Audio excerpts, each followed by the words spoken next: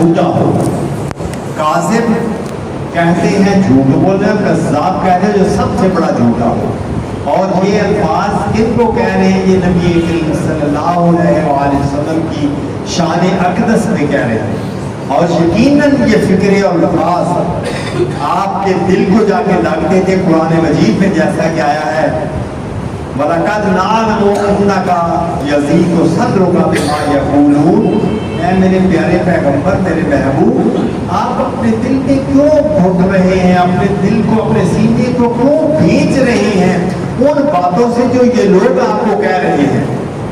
نبی کریم صلی اللہ علیہ وسلم باہر نکلتے تھے دعوت کے جہاں تو کہتے تھے کہ اے وہ شخص، ذرا تصور کرو کہ ایک شخص نیک کام کی طرف اس کو کیا کہا جا رہا ہے؟ اے وہ شخص جو یہ کہتا ہے کہ تیرے اوپر اللہ کی وحی آ رہی ہے، بے شک وہ مجنون ہے. اور قرآن مجید نے یہ الفاظ بائیں نہیں نقل کر دیا، یا ایھا الذی نزل الیہ الذکر انک لمجنون، کہ اے جانے والے یا گزرنے والے شخص، تو جو کہتا ہے کہ مجھ پہ اللہ کا ذکر نازل ہوتا ہے، تو مجنون ہے. اور ان ساری باتوں کے باوجود کئی جگہ سورہ حجر میں ایک واقعہ تھا کہ ایک جگہ سے آپ گزر رہے تھے تو کچھ لوگوں میں جھمگٹا لگا ہوا تھا اور وہ لوگ قرآن مجید کے ساتھ استہزاء اور مذاق کر رہے تھے. کوئی کہہ رہا تھا یہ آیت تم لے جاؤ، یہ آیت میں لے جاتا ہوں. کوئی ان کے ٹکڑے کر کر کے مذاق کر رہے تھے. اور جس طرح قرآن مجید کے الگ الگ حروف میں تھے، اس طرح وہ مذاق کر رہے تھے. تو نبی اکرم وہاں سے گزرے تو ایک نے کہا کہ دیکھو یہ وہ شخص جا رہا ہے جو ہم کو کہتا ہے کہ دوزخ کے 19 فرشتے ہیں. تو ایک پہلوان کہنے لگا کہ اگر 19 ہے تو 10 کو تو میں اکیلا ہی نمٹ لوں گا، تو مکے والوں باقی 9 کا انتظام تم کر لو. یہ میں آپ کو بتا کہ وہ لوگ کس طرح آپ کے خلاف یہ باتیں کرتے تھے اور کس طرح آپ کے رستے میں وہ رکاوٹ بن رہے تھے. اور اللہ تعالیٰ نے جو سورت آپ کے ساتھ سورہ نون جو اس کو بڑی خوبصورت پس منظر میں اللہ نے بیان کیا. نون والقلم وما یسطرون، نون اور اس قلم کی قسم جو لکھتی ہے، یعنی یہ میں لکھ چکا ہوں کہ میرے پیغمبر تو پیغمبر ہے، تو مجنون نہیں ہے. ما انت بنعمت ربک بمجنون، کہ اے میرے نبی تو اللہ کی نعمت سے، اللہ کے فضل سے مجنون نہیں ہے. وَإِنَّ لَكَ لَأَجْرًا غَيْرَ مَمْنُونٍ، آپ کے اس مشکل کام سے گزرنے کے بعد آپ کے لیے ایسا اجر ہے جو کبھی ختم ہونے والا نہیں ہے. اور پھر کہا وَإِنَّكَ لَعَلَىٰ خُلُقٍ عَظِيمٍ، کہ آپ تو خلق عظیم کے مالک ہیں. کیسی تصحیح کی کہ آپ جیسی شخصیت، پاکیزہ شخصیت، نفاست والی شخصیت، طہارت والی زندگی جس سے کسی کو نقصان نہیں پہنچایا، خلق عظیم کے اعلیٰ درجے پہ ہے. اللہ تعالیٰ کہتے ہیں وہ کیسے پاگل ہو سکتا ہے، وہ کیسے مجنون ہو سکتا ہے. یہ تاریخ انسانی کو ایسا شخص کو پیش کرو جو مجنون ہو اور پیغمبر جیسی زندگی گزار رہا ہو. اور پھر کہا خاصا تم ہے میرے پیغمبر، تو بھی دیکھے گا اور یہ لوگ بھی دیکھیں گے کہ کون پاگل ہے، کون مجنون ہے، کون عقل سے گیا گزرا ہے. اور یہ سب باتیں کہہ کے آخر میں جو بات جس کی طرح میں آپ کو لا رہا ہوں وہ آیت آخر پہ جا کے آتے ہیں فَاصْبِرْ لِحُکْمِ رَبِّكَ وَلَا تَكُنْ كَصَاحِبِ الْحُوتِ إِذْ نَادَىٰ وَهُوَ مَكْظُومٌ. اے میرے پیغمبر تو صبر کر، چھیل، برداشت کر مخالفت کو، ان کے طعن و تشنیع کو برداشت کر، ان کی جو تکلیفیں آپ کو جسمانی اور ذہنی کو ان پر صبر کرو. اور اس صاحب ہود کی طرح، مچھلی والے صاحب کی طرف نہ ہو جانا جو پھر بعد میں انتہائی غمگین ہو گیا تھا. وہ صاحب مچھلی کون ہے؟ آپ جانتے ہیں حضرت یونس علیہ السلام. اللہ کے پیغمبر کے لیے ایک یہ سب سے بڑا ذمہ داری ہوتی ہے کہ جس طرح ہمارے ہاں کسی افسر کو جب پوسٹنگ کی جاتی ہے وہ افسر اپنی مرضی سے اس جگہ کو نہیں چھوڑ سکتا، وہ وہیں پر تعینات رہتا ہے. اسی طرح اللہ کے رسول کو چونکہ تعینات کر دیا جاتا ہے اللہ کی طرف سے، تو اللہ کا رسول اس جگہ کو کسی مخالفت کی وجہ سے اللہ کے حکم اور اس کی اجازت کے بغیر نہیں چھوڑ سکتا. جب مکہ والوں نے بہت دشمنیاں کی، آپ کے دل میں آتا ہوگا کہ میں جب چھوڑوں، لیکن قرآن کا نا، آپ اس مچھلی والے کی طرح نہ بے صبر ہو جانا، میرے حکم کا انتظار کرنا، کہیں ایسا نہ ہو جائے کہ میرے حکم کے بغیر آپ یہ جگہ چھوڑ دو اور پھر مچھلی واقع ہو جائے جس کو میں نے کھلے میدان میں چھوڑ دیا تھا اور پھینک دیا تھا، اور اگر میں اس پہ اپنا فضل نہ کرتا تو وہ ہمیشہ کے لیے بربادی کے راستے میں چلا جاتا، یا اس کو میں ہمیشہ کے لیے مچھلی کے پیٹ میں قید کر دیتا اور قیامت کو وہاں سے نکلتا۔ آپ جانتے ہیں کہ مکہ جو ہے وہ ایک قبیلے کا شہر تھا، قریش کا، صرف قریش کا، اور وہاں پر یا قریشی رہ سکتے تھے یا قریش کے حلیف جو لوگ قریشیوں سے امن لینے امان لینے وہ رہ سکتے تھے، اور یا ان کے غلام رہ سکتے تھے۔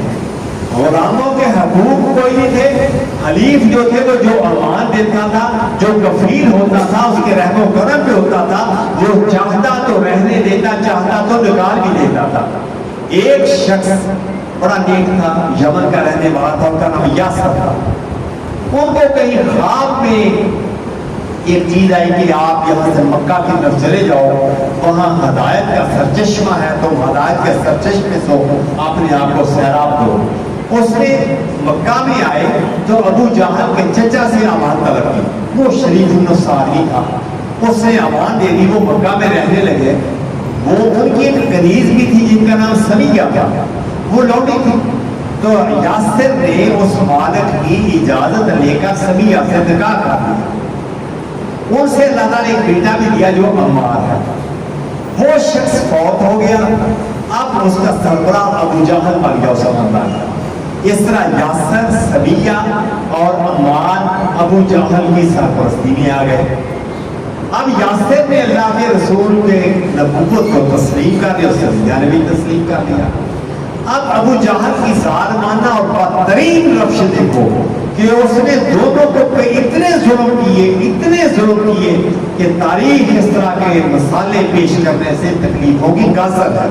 سمیہ کو اتنا اس نے ستایا کہ ان کے نازک جسم کے حصوں کو ننگا کر کے ان پہ آگ کے انگارے رکھ دیتا تھا، اور صرف ایک ہی مطالبہ کر کے ایک تنگ آیا کہ مانتی نہیں، اللہ کو نہیں چھوڑ دو، کہنے لگا تم صرف ایک دفعہ یہ کہہ دو کہ یہ جو میرا بت ہے یہ بھی تیرا الہ ہے، میں تجھ کو چھوڑ دوں گا۔ اس نے کہا یہ نہیں ہو سکتا، یہ نہیں ہو سکتا، جو میرا الہ ہے اس کے علاوہ کوئی اور الہ نہیں ہے، اور یہ تو بت ہے تمہارے گھڑے ہوئے، یہ الہ ہو ہی نہیں سکتے۔ تو ابو جہل نے بے شرمی کی انتہا کرتے ہوئے برچھا لے کر سمیہ، حضرت سمیہ رضی کی شرمگاہ میں گھوم کر کو شہید کر، اور حکم یہی تھا کہ صبر صبر صبر۔ یاسر کو کہا کہ تم اپنے دین سے پھر جاؤ، یاسر نے کہا یہ نہیں ہو سکتا۔ ان کو ان کے 4 نوجوان اونٹ لے کر، ایک اونٹ کی رسی ہے ایک ہاتھ میں، دوسرے اونٹ سے رسی باندھ کے دوسرے ہاتھ میں، تیسرے کی ایک ٹانگ میں، چوتھے کی چوتھے پاؤں میں باندھ کے چاروں کو مخالف سمتوں میں دوڑا لے جیسے وہ پرچے اگا دیا۔ اور اللہ کے رسول جب کبھی ظلم کے دوران گزرتے تھے تو آپ ایک ہی بات کہتے تھے، اصبروا علی یاسر، اصبروا علی یاسر، اے یاسر کے خاندان والو صبر کرو، بے شک تمہارے ساتھ اللہ کا جو وعدہ ہے وہ جنت کا ہے، تم جنت میں جاؤ گے۔ اور اللہ کا یہ خاص کرم ہے کہ وہ جب بھی کوئی مومن شہید ہوتا ہے ادھر اس کی آنکھ بند ہوتی ہے، ادھر اللہ جنت میں بھیج دیتا ہے۔ یعنی جو پیغام، جو حکم اللہ پیغمبر کو دے رہا ہے صبر کرو، آپ اس کے آگے صحابہ کو بول کی منتقل کر رہے ہیں۔ اور جیسا کہ میں نے بتایا کہ غلاموں کے جو کہ حقوق نہیں تھے، اس لیے ان کو کوئی پوچھتا نہیں تھا، وہ جانوروں کی طرح حیوانوں کی طرف سے سلوک کیا جاتا تھا۔ حضرت بلال غلام تھے، ان کی آقا امیہ بن خلف ان کے گلے میں رسی باندھ کر تپتی دوپہر میں گلیوں میں گھسیٹتے تھے، اور بعض دفعہ باہر لے جا کر دھوپ کے نیچے جاتے، دھوپ کے نیچے ان کے سینے پہ کپڑے، سینے پہ پتھر کی سیل رکھ دیتا تھا، اور نیچے ان کے صرف ریت جاتی ہوتی جیسے جسم جاتا رہتا تھا، اور بعد دفعہ گرم پتھر لے کر ان کے منہ پہ لگاتا تھا کہ منہ سے تم اللہ کا نام لیتے ہو۔ اور لیکن وہ اس حالت میں بھی اپنی زبان سے ایک ہی بات کہتے تھے، احد احد احد۔ یہ واقعات ہمارے دلوں کو گرمانے کے لیے اور منور کرنے کے لیے، یہ واقعات پڑھنے کے لیے نہیں، سننے کے لیے نہیں، بلکہ یہ ہمیں اپنی زندگی گزارنے کے لیے اور اپنے آپ کو تیار کرنے کے لیے کہ ہم پہ بھی یہ وقت آ سکتا ہے۔ آپ کئی جگہ پہ یہ دیکھ رہے ہیں کہ ہماری امت کے کچھ حصوں پہ ایسا ہو رہا ہے، آپ دیکھو گے کیا اچھا ہو رہا ہے۔ ابو فقیہ یہ بھی کلام تھے، ان کے جو آقا تھا اس نے ایک دن ان کو دھوپ میں لٹا کر کے پسلیوں پہ 3-4 نوجوان بھاری لڑکے چڑھا دیے جو اچھل رہے تھے، ہڈیوں پہ ٹوٹنے کی آوازیں آ رہی تھی۔ ابو بکر وہاں سے گزرے، انہوں نے فوراً اس کے مالک کو پیسے دے کر اس کو خریدا اور آزاد کر دیا۔ ابو فقیہ کو اٹھایا، اس وقت میں بے ہوش ہوئے تھے، جب اٹھایا ہوش آیا تو کہا ابو فقیہ پانی پی لو۔ کہنے لگا مجھے پانی پلانے سے پہلے میرے محبوب کے چہرے کی زیارت ایک دفعہ کرا دو تاکہ میں پھر مطمئن ہو جاؤں گا۔ حضرت ابوبکر فرماتے میں نے ایک آدمی کو اور ساتھ لے بڑی مشکل سے گھسیٹ کر لا کے رسول کے سامنے لے کر آیا، دے کر ابو فقیہ کو کہا پانی پی لو۔ اس نے کہا پانی پینے کی ترغیب دے دی، پانی کی پیاس بجھ گئی ہے۔ یہ واقعات ان کی زندگی کے ہمارے لیے سبق ہے۔ ام نمار ایک عورت ہے، ام نمار مکہ کی ایک امیر ترین عورت ہے۔ وہ بازار میں اس نے کوئی غلام خرید رہا تھا، وہ گئی، مختلف غلام کو بک رہے تھے، اس نے دیکھا ایک، دیکھا دوسرا، تیسرا، چوتھا، ایک بچہ نظر آیا جو تھوڑا سا نوجوانی کے عالم میں 14-15 سال کا بھی تھا۔ اس کے چہرے بچے سے اس کو اچھائی محسوس ہوئی، بچہ اچھا ہے، اس نے اس کو خرید لیا۔ اب خرید کے گھر بلا رہی ہے، رستے میں پوچھتے تمہارا نام کیا ہے؟ اس نے کہا خباب۔ تمہارے باپ کا نام کیا ہے؟ کہاں کے رہنے والے ہو؟ یمن کے۔ کس قبیلے سے؟ بنی تمیم سے۔ تم قریش نسل سے ہو؟ میں اسی نسل سے ہوں۔ تو غلام کیوں بن گئے؟ تو کہا کچھ لوگوں نے میرے اس علاقے پہ حملہ کیا، ہماری عورتوں کو کنیزیں اور لونڈیاں بنا لیا، بچوں کو غلام بنا لیا، اب میں خریدتا بیچتا جاتے آ جب تمہارے ہاتھ میں آ گیا۔ اس نے دیکھا کہ بچہ عقل شعور والا ہے، اس نے اس کو ایک لوہے والے کے پاس فن سیکھنے کے لیے بٹھا دیا کہ میں ایسے کمائی کروں۔ مقصد غلاموں سے لوگوں کا کمائی ہوتا تھا۔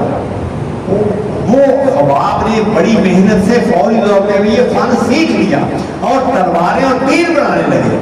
تاریخ کی کتابیں تھے کہ اتنے ماہر ہو گئے کہ مکہ سے باہر والے لوگ بھی آگے خباب سے تلوار اور تیر بنوانے لگے۔ اور ان کی ایک اور بات بھی تھی کہ وہ بات کے بھی سچے تھے اور جھوٹ نہیں بولتے تھے، یہ ان کی کوالٹی تھی۔ اس میں لوگوں کے پاس بہت زیادہ ہے۔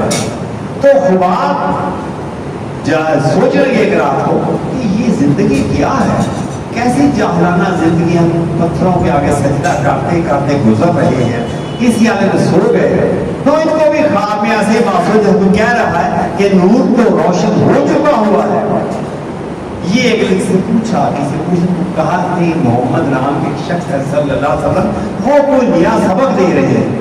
یہ خواب ان کے پاس آئے، آ کر پوچھا، انہوں نے اللہ کی دعوت دی، آپ نے فوراً اسلام قبول کر لیا۔ اسلام قبول کرنے کے بعد لوگوں کو بھی بتا دیا میں مسلمان ہو گیا ہوں، آگے کام کرنے لگے دکان پہ۔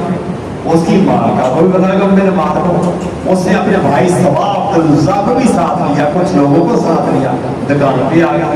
آگر کی خواب کیا یہ بات سچ ہے؟ ماں کا کیا بات یہ ہے کہ تم بے دین ہو گئے ہو؟ اس کہنے میں بے دین تو نہیں ہوا، میں تو آپ اصل دین پہ آیا ہوں، میں تو موحد ہو گیا ہوں، پہلے بے دین تھا موحد ہوں۔ بس اتنی سی بات سننی تھی، سوال پہ ٹوٹ پڑا، لڑکے بھی ٹوٹ پڑے، جو وہاں پڑا تلوار تیر لوہا پتھر مارنے لگے، بے ہوش ہو گئے، چھوڑ کے آ گیا۔ اگلے دن وہ اٹھے کام کرے، وہ تلواریں بھی بیچ کے ام نمار پیسے کماتی تھی۔ اگلے میرا ام نمار اکیلی آئی، اور تم پاس نہیں آ سکتے اپنے اس نئے دین سے؟ نہیں، اس نے لوہے کی سلاخ ہٹائی جو گرم کرنے لگی اور آپ کے سر میں رکھ کے زخمی کر دیا، اور روزانہ کو اسے درس بنا لیا، اپنا سبق بنا لیا کہ روزانہ آتی اور اسے لوہے کو گرم کر کے آپ کے سر پہ لگاتا۔ تکلیفیں اور ایک ہی مطالبہ کرتے تھے کہ تم ایک اللہ کو چھوڑ دو، وہ کہتے تھے میں نہیں چھوڑ سکتا، اور پیغمبر یہی حکم بار بار سمجھا رہے تھے کہ صبر کرو، جھیلو، برداشت کرو، اپنی ذات پہ برداشت کرو، ہاتھ نہیں اٹھانا، گالی کا جواب گالی سے نہیں دینا، ہاتھ کسی دشمنی کا جواب ہاتھ سے نہیں دینا، خاموشی سے برداشت کرو۔ یہ ہجری 4 سے لے کر ہجری 13 تک کا جو عرصہ ہے نا، یہ 8-9 سال کا، جب تک یہ بعثت 4 سے لے کر مکے کی زندگی، چوتھے سال سے لے کر 13 سال تک آپ نے ہجرت نہیں، اس وقت یہ 8-9 سال کا سب یہ اللہ تعالیٰ کی طرف سے پیریڈ آف پرسیکیوشن تھا کہ تمہاری آزمائش ہے، تم پختہ ہو جاؤ۔ تو خباب نے ایک دن یہ کہا کہ اللہ آپ بہت تکلیف دے رہی ہے، اس کا مجھے کوئی میرے سامنے دکھا کہ اس کو کیا انتقام جو سے لیتا ہے۔ ان کی دعا مقبول ہوئی تو اس عورت کو سر درد شروع ہو گئی، اتنی شدید درد، کسی دوائی سے آرام ہے، طبیبوں نے علاج تصور کیا کہ اس کے سر پہ آ کے انگارے لگاتے رہو تاکہ درد کا احساس سر کو ہو، اور اسی حالت پہ وہ اس کو بیمار، یعنی یہ مقصد بیان تو آگے چلیے، لیکن میں پھر واپس آتا کہ حضرت خباب غلام تھے، لیکن غلامی کی حالت میں انہوں نے اپنے صبر کا کمال استقامت کا، اور جب مدینہ میں ہجرت کر کے آ گئے تو پھر اللہ نے بہت نواز دیا۔ اسی طرح سے عثمان کے رضی اللہ عنہ، ان کو کے چچا چٹائی میں لپیٹ دیتے تھے اور دھوڑے کی دھوڑی دیتے تھے، جو کہ سانس گھٹ جاتا تھا، سانس گھٹنے سے انتہائی تکلیف ہوتی تھی۔ اللہ کے پیغمبر یہی کہتے تھے صبر کرو عثمان، صبر کرو عثمان۔ یعنی یہ اس معاشرے میں جو مکی زندگی میں اللہ کے رسول نے فرمایا کہ صبر کرو، پھر جب حکم آ گیا ہجرت کا تو حبشہ جب ہجرت کی لوگوں کو بھیجا، پیغمبر نہیں گئے۔ جب مدینہ کی طرف ہجرت کرنی تھی پھر صحابہ کو اجازت دی، ایک دو کر کے چل رہے، آپ آخر میں آئے، اور اس کے بعد کیا ہوگا یہ انشاءاللہ اگلی نشست میں اس ٹاپک کو مکمل کریں گے اور اس کو کنکلوڈ کریں گے کہ دائی اور ایک نیک مسلمان کے لیے ہمارے لیے نمونہ کیا ہونا تھا، کیا معاشرتی زندگی میں اللہ کے پیغام کو گھر میں نافذ کرنے کے لیے باہر دینے کے لیے ہم کس حد تک جا سکتے ہیں، اور ہمارا دائرہ عمل، ہمارا عمل کیا ہونا چاہیے۔ اللہ تعالیٰ نے کی توفیق عطا فرمائے۔ یا رب لک الحمد کما ینبغی لجلال وجهک وعظیم سلطانک، اللہم صلی علی سیدنا محمد النبی الامی وآلہ وبارک وسلم۔ اے اللہ ہمیں عمل کرنے کی توفیق نصیب فرما۔ اے اللہ ہم سب کو نبی کریم صلی اللہ علیہ وسلم کا سچا محبت کرنے والا، آپ کے احکامات پہ صحیح خلوص سے چلنے والا بنا دے۔